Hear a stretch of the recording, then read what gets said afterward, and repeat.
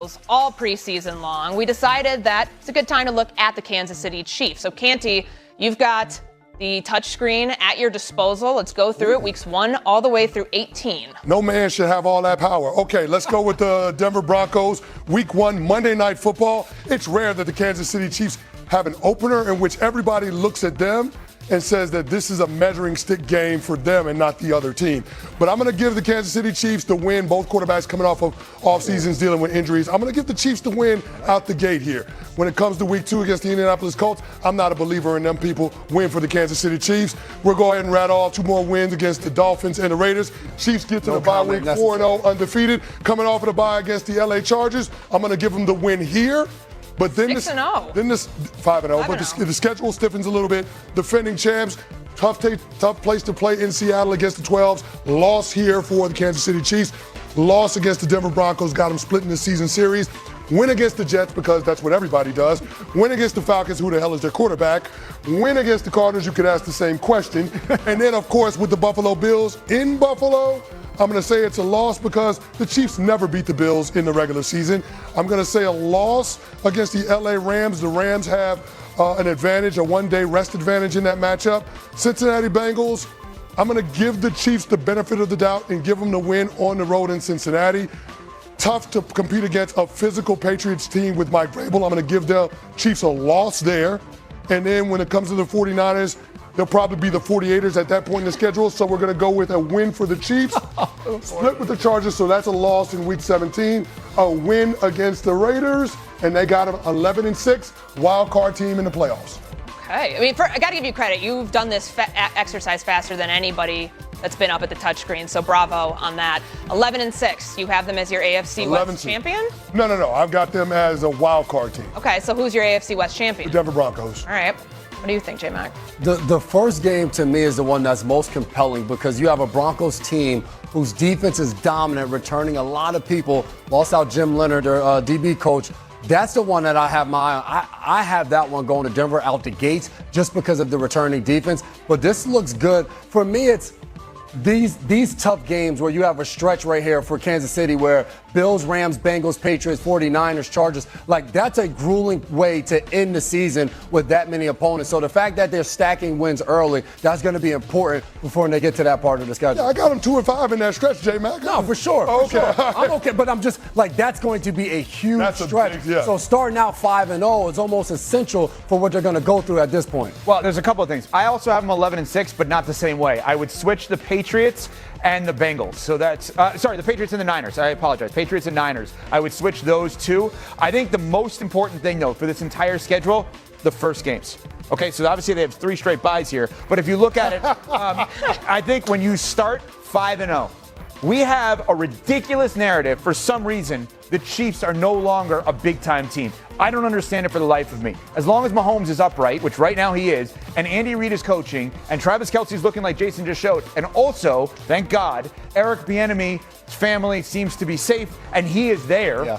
That's a huge factor because we could sit there and Jason experienced this with the Patriots. Josh McDaniels may not be for everyone. He's certainly for that organization. Mm-hmm. Eric Bieniemy may not be for everyone. He's certainly for that organization. You look at so many of the keys with that team over the last however many years, he was a part of it. But I think right here, they start off this way. We are back to the appropriate conversation, which is Mahomes, the Chiefs, and everyone else. We need that as football fans, I think. They deserve to be back on top. Now, one other thing. That November 26th game at the Bills, the loser of that game wins in the playoffs. I'm going to say it again. The loser of that game wins in the playoffs. I don't think both these teams will beat the other one twice this season, and I assume they'll play in the playoffs because they always seem to play in the playoffs. As you talk about like Kansas City being back, do you have them winning the division? Yes. So you have them winning the division. Yeah. You've got the Broncos as the wild card team? You got the winner of the AFC West at 11-6? Well, because of how many good teams there are. You think it's going to be more? 3 good teams. Yeah, there's 3 teams that could win double-digit games in the AFC West. Let me rephrase. There are 3 teams that are expecting to win double-digit games. But we had 3 teams in the NFC West win double-digit games. Each of them won 12 or more. We had the Seattle Seahawks win 14 last year. The 49ers and the Rams both won 12. Right, but if you look at this, it's possible that you could have a division that is stacked and the winner of that division win more than 11 games. But here's the thing I would say to you. If I told you the final 4 of the NFL season this year would be on the Chiefs' schedule, would you believe it? Because I would. think about the options you would then have. The Chiefs and the Broncos, obviously. You have the Chargers in the mix. You have the Seahawks, Patriots. Rams. You have the Seahawks. You have the Rams. So, I mean, think about how many good teams they're playing Absolutely. here. But as you spoke about them, I wanted to make sure when you say 5-0, now we have a team contending, well, they better be winning their division if you feel that strong from the outset. Not to say they can't do it from a wild card spot, but if you're that confident in them going in, my problem with the Chiefs is that it's not that I don't still think the Chiefs are really good, but I believe that the Chargers and the Broncos are going to be that good in their division. Well, with the Chargers, I believe it when I see it with them. I won't argue Denver that. Broncos are interesting. Going with it, Sean Payton has had an opportunity to firmly establish his program, being there going into his fourth season. That defense is rolling, fourth year with Vance Joseph. Continuity, you already mentioned that. I think with the Denver Broncos, seeing what those weapons become, right? Cortland Sutton, Matt Bryant, Jalen Waddle, and then R.J. Harvey in the backfield. I want to see what that trio is.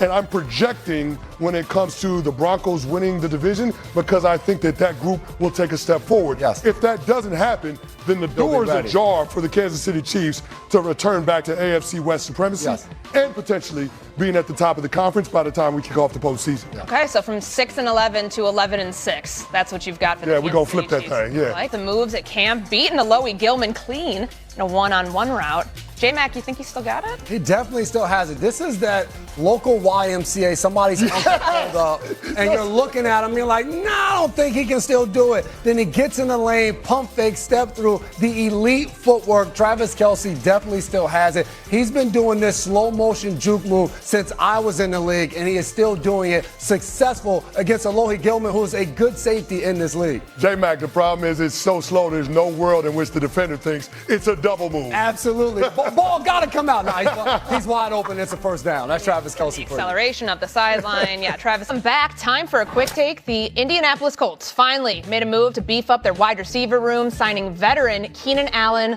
late last night. Canty, you like the move for Indianapolis? Yeah, I like the move for Indianapolis. Clearly, there was a need for it with the Alec Pierce ankle injury.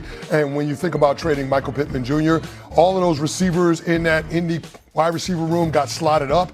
Bringing in a steady presence like Keenan Allen, player that had 80 catches, 4 touchdowns last year, I think is important in terms of being able to have more reliability on what you're going to get from a game-to-game basis. Year number 14 for Keenan Allen. He was back with the Chargers last year, went to the Bears the year before that, but has spent most of his time out in LA. Now he gets to play indoors at least, so I'm sure he'll like that. All right, let's